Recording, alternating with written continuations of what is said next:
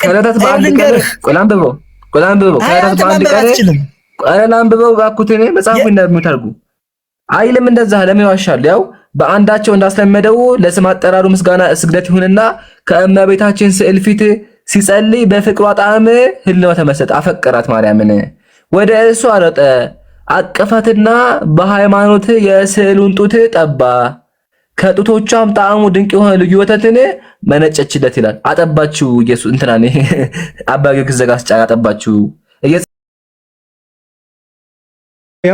አንድ አይ አንተ ስለው ሊሆን ይችላል። እሱ ስዕል ከየት አመጣው?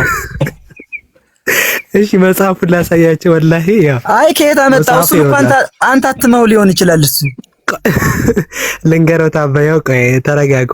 መልካ ስዕል ንባቡና ትርጓሜው በማን በመጋቢ ሐዲስ ሮዳስ ታደሰ አቡበከር አይልም፣ ሮዳስ ታደሰ።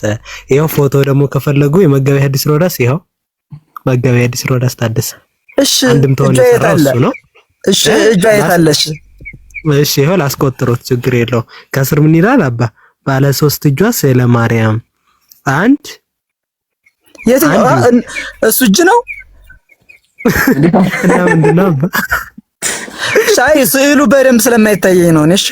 እሺ ይሄው አባ አንድ እዚህ ጋር ይወሉት፣ ሁለት እቺ ትልቁ ጥቁሩ፣ ሶስተኛ ይሄው እዚህ ጋር 3 ባለ 3 እጇ ይሄው ባለ 3 እጇ። አይ ባለ 3 እጅ ጌት ኪፐሯ አላሳየሁት፣ በር የምትጠብቀዋን ጌት ኪፐሯ ደግሞ የምትባላለች። እስኪ ጌት ኪፐሯ አላሳየሁት። ቀባ ችግር የለም ተረጋጉና፣ ችግር የለም መጽሐፈኛ ስላልሆነ መጋቢ ሐዲስ ሮዳስ ችግር የለም። ጌት ኪፐሯን ላሳየሁት ችግር የለም። በጊዜ ዘትነገ ደጃፍ ጠባቂው 171 ላይ ላሳየሁት ችግር የለም። ደስ የሚል ቀን ነው ዛሬ ማሻአላ። ፍቅር ማለት ተታረገ ማለት እቺት ጌት ኪፐሯ ደግሞ እቺ ናት። አባታችን አዩት። ጌት ኪፐሯ ማርያም ትባላለች። እቺ አቃቤ ሆት ላሳየሁት። ከራሴ ያልተናገርኩትም ይሄው ጌት ኪፐር የሚለው ይሄው ይምሩ ይታያል። እዚህ ጋር ጌት ኪፐር ይሄው በር ጠባቂ ትባላለች። አቃቤ ሆት ወይም እንትን ምን ያደርጋሉ? መለኮሳት ሌባ እንዳይሰርቃቸው በር ላይ ይገትሯታል። ከዛ ሌባ አታስገባም ማለት ነው። ይሄው አቃቤ ሆት ትባላለች። ይሄው በረኛዋ ጥቁሯ ሁሉ አለች። ጥቁሯ ማርያም የምትባልስ እንዳለች ያውቃሉ? ይሄው እንግዲህ እኔ አላሳተምኩትም። ይሄው መጋቢ ሐዲስ ሮዳስ ነው። ይሄው እንግዲህ እቺ ዋናዋ ናት። እቺ ዋናዋ ናት። ይሄው ጌት ኪፐሯ እቺ ናት። ባለ 3 እጇ ደግሞ ቅድም ያሳየት ናት። እንደውም በአመት ትረከ ምስለ ቃል ነገርጡም ወበአመት ትራይ በነቢሳ አለምሉ አቡኪ ማርያም ስጌታ መራዳም። ኦኬ አባታችን እኔ አባታችን አይደለም። እሺ አባታቸው ምን መሰላችሁ? እሷስ የ3 እጅ ታሪክ የመነጨው እንደው ከመቤታችን ተፈጥሮ ጋር ሳይሆን ከታምር ጋር የተያያዘ ነው። እሱ እኮ ቅድም እኮ እይታ ላይ ብለው ተቆጡኝ። አይ ይቺ ስዕል በተለይ አይ አንተን ለሆነ እንትን ለማስባል ፈልጌ ነው። አንተን ይቺ ስዕል በተለይ በኢትዮጵያ ኦርቶዶክስ ተዋሕዶ ቤተክርስቲያንም ሆነ በምስራቅ ኦርቶዶክስ አብያተ ክርስቲያናት ዘንድ ትልቅ ታሪክና ክብር አላት እሷ ማለት ነው። እና የ3ኛ እጅ ታሪክ የመነጨው ከመቤታችን ተፈጥሮ ጋር ሳይሆን ከታምር ጋር የተያያዘ ነው እሱ። እሺ ማርያምን መውደድ እሺ አባ ቆይ እዚህ ጋር አንድ ነገር አይ እሱኛውን ወደ ሌላ ሳይሆን እሱኛውን ተረዳ። 3 እጅ አብረው መሳል ጀመሩ ማለት ነው። ከዚያ ጊዜ ጀምሮ ታምሯ እንትን ሲባል ታሪካዊ ስዕል የሚቀቡ ሳሊያን በታችኛው ክፍል ላይ ያችን በምስጋና የተበረከተችውን 3ኛ እጅ አብረው መሳል ጀመሩ። ስለዚህ ምስሉ የሚያሳየው የእመቤታችንን 3ነት እጅ መኖር ሳይሆን ለቅዱስ ዮሐንስ ዘደማስቆ የተደረገውን ታላቅ ታምርና የእርሱን የምስጋና ስጦታ ለማስታወስ ነው እንጂ 3 እጅ እንደኛ 2 እጅ ነው ያላት። አንዲት እጅ ተጨመረች የሚባለው በሳሊያን ነው እንጂ ያም ደግሞ የተጻለው ደግሞ የእመቤታችንን ተአምሯን ለመግለጽ ነው። እሺ አሁን አይተውና አባ ቅድም ግን ስጠይቆት አይነህን ተወልወለው ጥረገው ምናምን እያሉኝ ነበረ። እና ተወልወለው አሁንም ምክንያቱም 3 እጅ የላትም። 3 እጅ የተባለው 2 እጅ ነው ያላት። 3 የተሳለች ምን ላድርገው ነው? አዳምጠኝ። የ3ኛው እጅ ታሪክ የመነጨው ከመቤታችን ተፈጥሮ ጋር የተያያዘ አይደለም። ተአምሩን ከታምር ጋር የተያያዘ እንጂ እሺ የማርያም ፍቅር ድንግል ያደርጋል ይምሮ የማርያም ፍቅር ድንግል ያደርጋል ይላል። ለተወሩዱ ታይተ ወለታ ይርጉ ላይ ማርያም ድንግል ፍቅረ ማርያም ድንግል ይመስክ አይምሰልክሙ ቀሊላ እኮ አይምሰልክሙ ቀሊላ ለጊዜ ጽው ሰማ በፍቅረ ማርያም ዘተከለ ታይላል ጽላሎታ ዘጸለለ ዘማዊ ወደ ነሳዊ ይከውን ድንግል አይ በቀጣላልከው ምስኪን ድገመው ዘማዊ ወደ ነሳዊ ይከውን ድንግል ከማርያም ፍቅር የተነሳ ዘማዊና ይሄ ቨርጂን የሌለው ሰው ድንግል ይሆናል። ይሄው ይከውን ድንግል ይሆናል። እውነት ነው። አይ ዳርገ ለመረዳት ሞክል። እንዴት ልረዳው አባ? እሺ አስረዱኝ። ይሄው መጽሐፉ ነው የሚለው። ይሄው መልካስ ኤዶም ላይ ነው ያለው። ይሄው መልካ ኤዶም እለተወርዱ ታይተወ ወደ ፍቅረ ማርያም ንግል ይሰልክሙ ቀሊል የማርያም ፍቅር ቀላል አይደለም። ለለ ጊዜ ጽው ሰማ በፍቅረ ማርያም ዘተከለተ ያለ ጽወተ ዘጸለለ ዘማዊ ወደ ነሳዊ ይከውን ድንግል። እሺ አዳምጠኝ። እሺ አዳምጠኝ። እሱ አሁን የማርያም ፍቅር ድንግል ያደርጋል አዎ የሚለው አባባል ጥልቅ የሆነና መንፈሳዊ ሚስጥር ትርጉም አለው ይሄ እና ነገሩን ደግሞ ይበልጥ ግልጽ ለማድረግ የሆነ በምሳሌ አድርጌ ላስረዳ። የልብና የሐሳብ ድንግልና አለ ወይም ንጽህና።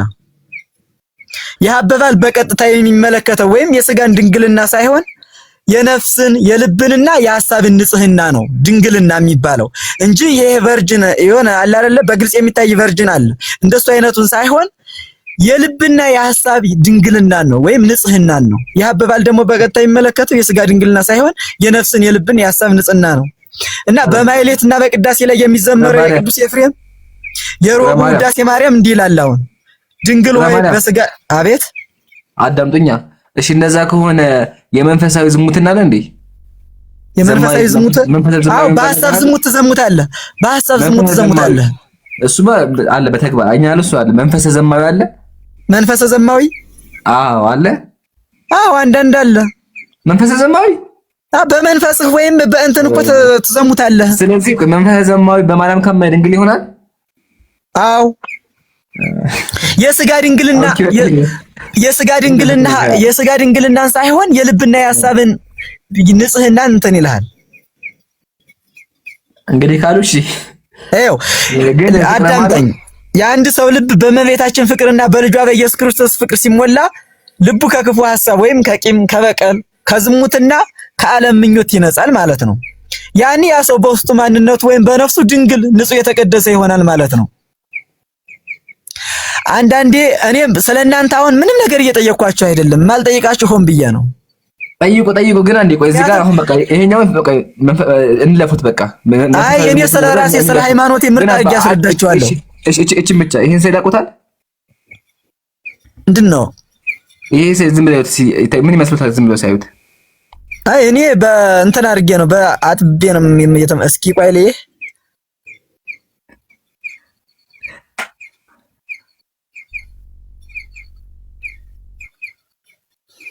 መሀል የሚፈስ ነገር አለ። ሰውዬው ደግሞ እጁ ዘግቶ እንትን ይላል። ከላይ ደግሞ ልጅ አቀፈች ልጅ አለች። ማናት? ምን እየተከናወነ ነው? ምን ይመስሎታል? ነው በቅዱሳን መጻሕፍት ላይ ነው አላየሁትም። አረ አለ ላሳየሁት። አይ መጽሐፍ ቅዱስ ላይ ያለ ነገር ካለ ንገረኝ። ማለት እሱን ስዕል ማንሳለው የእናንተ ማለት አንዱ እንትን እኮ ስዕሎት ሊሆን ይችላል። እኔ እሱን አረ ኢትዮጵያ አባይ ምንድነው የሚል እሺ፣ ምንድነው የሚያደርግ? እንደዚህ ይላል። ከዕለታት በአንዳቸው ቀን እንዳስለመደው ለስም አጠራር ስግደት ይሁንና ከእመቤታችን ስዕል ፊት ሲጸልይ በፍቅሯ ጣም ሕሊናው ተመሰጠ። ወደ እርሷም ሮጠ፣ አቀፋትና በሃይማኖት የስዕሊቱን ጡት ጠባ። ከጡቶቿም ጣዕሙ ድንቅ የሆነ ወተት ፈለቀለት ይላል። ጻድቁ ታላቁ የክርስቲያን አባት ቅዱስ አባ ጊዮርጊስ ዘጋስጫ። አባ ጊዮርጊስ ዘጋስጫ እኮ ነው ወተቷን አባ ጊዮርጊስ ነው። አዎ እሱን ከየት አገኘው? ነው መጽሐፋቸው ገለ ቅዱስ አባ ጊዮርጊስ ዘጋስጫ ምዕራፍ 26 ላይ ምዕራፍ 26 አይ ላውጣው እስኪ አውጡት።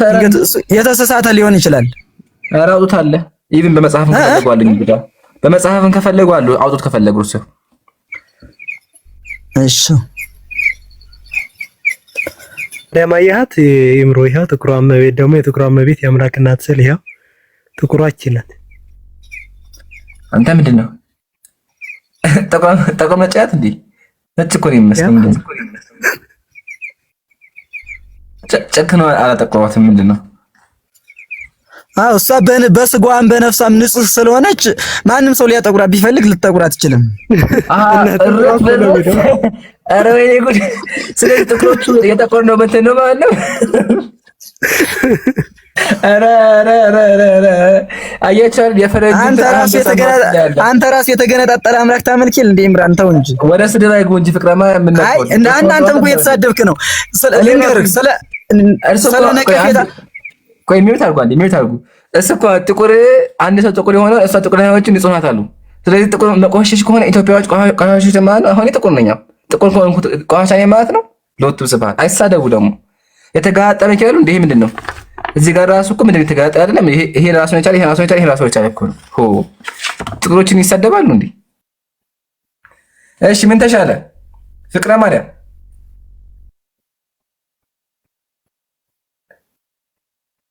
ግን ካልተአደቡ ከዚህ በኋላ በቃ መርፌ እንቀይራለን። እስካሁን እኔ የታገዝኩት ያከበርኩት ጥርሱ ስለሆነ ነው።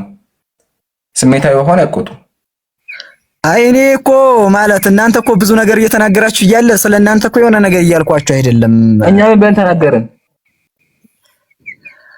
ይኸው አሁን አንተ ስለ አላህ የሆነ ነገር ብልብህ ስለ አላህ እኔ ምን አልኩኝ? ቆይ ይኸው ስለ አላህ የሆነ ነገር ብለህ አሁን ቆይ ስለ አላህ አይደለም ከአላህ በፊት እኔ ምን አልኩኝ? መጀመሪያ ያልኩት ነገር እስኪ ምን ብያለሁ እኔ? ይኸው ማለት መሳለቅ የለብህም ምንም ማለት ምን ብዬ ምን ብዬ ተሳለቅኩ? የለም ወላሂ ስድብ ብቻ። አይ እኔ አልሳደብም። የስድብና የትም በቃ አውጡ ማስረጃ።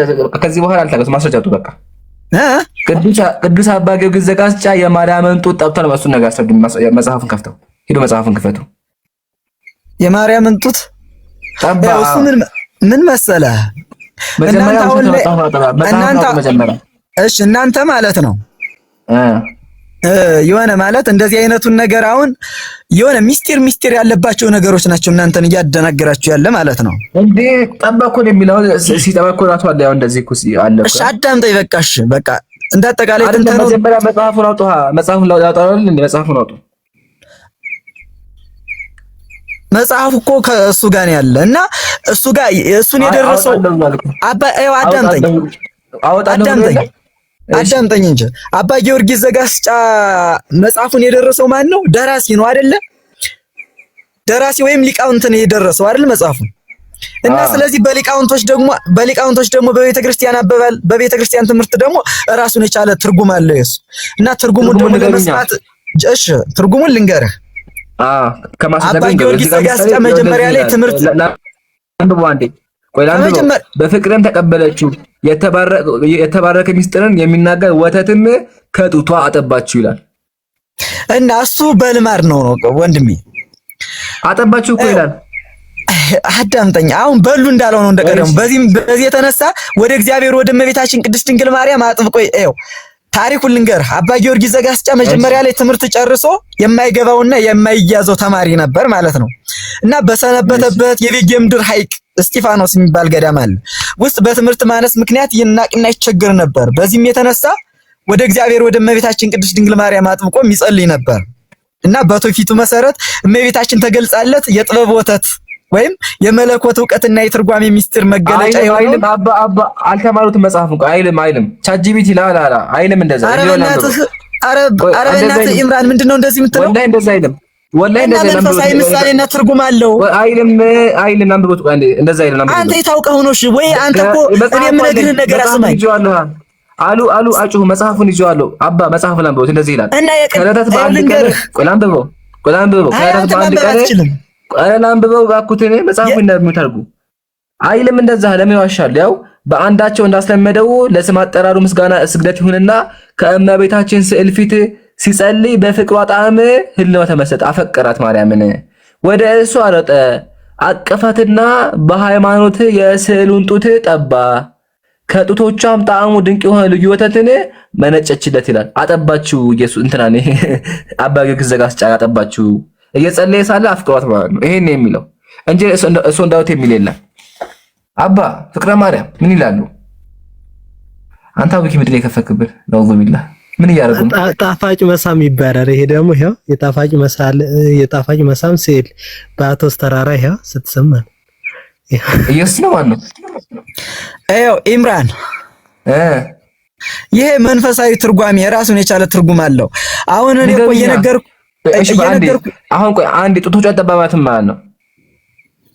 እሺ እኔ እኮ እንደሱ ወይ ማለት አንተ ስለኛ መጽሐፍና ስለሌላ ነገር ወይ የምታስረዳኝ ነገር ካለ ፍቅረ ማርያም እባክዎትን ትርጉሙን ንገረኝ። ጡቷን ጠባባትም ማለት ነው ትርጉሙ ጡቷን ማለት እሺ እንግዲያስ አዳምጠኝ እስኪ ልብ ብለህ እሺ እመቤታችን ተገልጻለት የጥበብ ወተት ወይም የመለኮታዊ ዕውቀት የትርጉም ምስጢር መገለጫ የሆነውን አጥብተዋለች። ይህ ክስተት በተለምዶ የማርያምን ጡት ጠባ። አዳምጠኝ። የማርያምን ጡት ጠባ ማስረጃው ምንድነው? ማስረጃ እኮ አሁን እኮ ያመጣኸው አንተ ከመጽሐፍ ቅዱስ ላይ አይደለም ከድርሳን ላይ እንጂ። ድርሳን አይቀበሉም። ድርሳኑን ይክዱት ነው። እሺ ማስረጃ ቅዱስ ወይ እንደሱ አትበል በእናትህ ኢምራን፣ አዳምጠኝ እንጂ አይደለም። ፍቅረ ማርያም ካለ ማስረጃ ከሆነማ በቃ ወተራውሪ እኮ ነው የሚሆነው። ፍቅረ ማርያም አዳምጠኝ። ያው ጡቶቿን ጠባ ነው የሚለው። ወተት ራሱ የሚለው ጡቶቿን ጠባ ነው የሚለው። አሁን ማለት ነው ኢምራን፣ ቆይ አንዳንዴ ማለት ነው አንድ ሰው የበላይነቱን ፍቅረ ማርያም አባ ጊዮርጊስ ዘጋስጫ ስዕሏን ጡቷን ጠብጣሉ ወይስ አልጠባም? የማርያምን ጡት ጠባ ስንል አዳምጠኝ። እሺ በሃይማኖታዊ እምነትና በትውፊቱ ደረጃ ክስተት የእመቤታችን አማላጅነትና የእግዚአብሔር ረድኤት ተገልጾለት መለኮታዊ ጥበብን የመታደሉ ወይም እውነተኛ መረጃ ከየት ያለው እንደዛ የሚለው የቅዱሳን አባቶቻችን የሊቃውንት ትርጉም ነው። ይሄ የትኛው ትርጉም ላይ መጽሐፉን ስም ንገሩኝ። አሁን ማለት ነው የሁሎችም መጻሕፍት ራሳቸውን የቻለ አይ መጽሐፍ ይዟል የሚያዩት አሁን ከመጽሐፍ ጋር በተያያዘ ሁኔታ ነው እኮ እሱን ነገር ሊገልጽልኝ። አሁን መጽሐፍ ይዞ ነው የሚያዩት አይደል? አይ እየነገርኩህ ነው። በሊቃውንቶች መጽሐፍ ስም ንገሩኝ። የምታነቡት መጽሐፍ ምንድን ነው ስሙ? መጽሐፍ ይዤ አይደለም እየነገርኩህ ያለ። በቃ ከኪስኮ መጽሐፍ ይዘው ይምጡ አባ በማስረጃ አድርጉት። በቃ የሚወት አድርጉ። ማስረጃ የሊቃውንት አስተምሮ ነው እኮ። የትኛው ሊቅ አስተማረ? እኔ እኮ ማለት እንደ ወይ እኔ ሂጄ ተምሬያለሁኝ ካልከኝ እሺ አዳምጠኝ። እንዴት እንደሆነ አስተማረ አንዳንዴ ብታዳምጠኝ ደስ ይለኝ ነበረ። ኖ የሊቁን ስም እንገውኛ። ከዚያ ውጭ ግን አንተ ሰዎችን በማጥላላት የሆነ አንተን የበላይነት ወይም ያንተን እምነት የተሳሳተ እምነት ትክክል ነው ብለህ መግለጽ የለብህም። ፍቅረ ማርያም አሉ የመጽሐፉ ስም ይንገሩኝ። አባ ጊዮርጊስ ዘጋስጫ መጽሐፈ ሚስጥር እኮ ብለህ ገልጸዋል አንተ። አይደለም ሚስጥራዊ ነው ትርጉሙ። አስተማሪዎች ከየት ነው ያገኙት ይሄን ትርጉም? ከቅዱሳን አባቶች። የትኛው አባት? አዎ ስንቶችን አባት ጠቅሼ ልንገርህ? እሺ አንድ ጥቀስልኝ።